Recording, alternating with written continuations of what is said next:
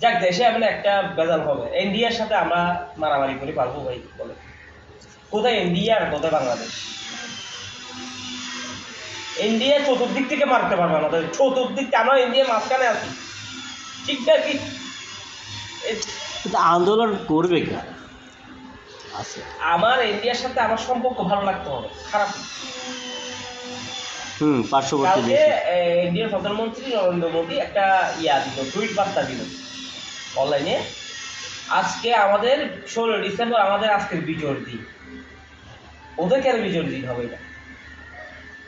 বাংলাদেশকে উদ্দেশ্য করে বলছে আজকে আমাদের বিজয়ের দিন।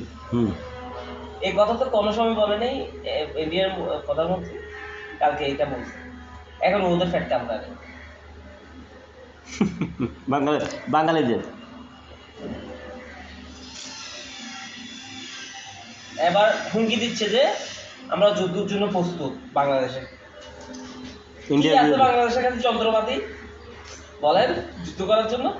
বাস এ বাস দিয়ে এটা 1971 সালে করছিল, এখন পারবে? এখন অত্যাধুনিক যন্ত্রপাতি আমাদের কাছে যদি 20টা থাকে, ওদের কাছে 100টা।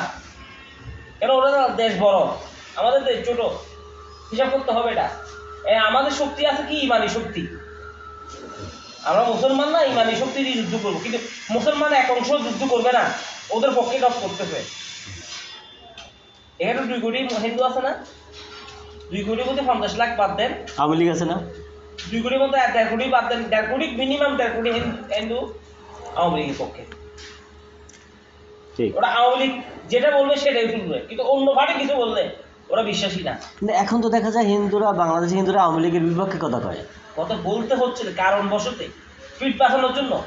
ঠেকায় নাই তো। ধরেন জামাতে যেভাবে কাজ করতেছে, বিএনপি এইভাবে কাজ করতে পারতেছে না। আমাদের ইঞ্জিনিয়ার শেখ। আসসালামু আলাইকুম।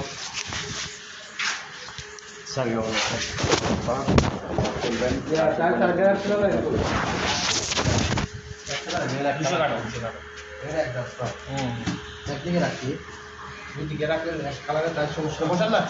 জি আঙ্কেল চা আনেন, রং চা আনেন।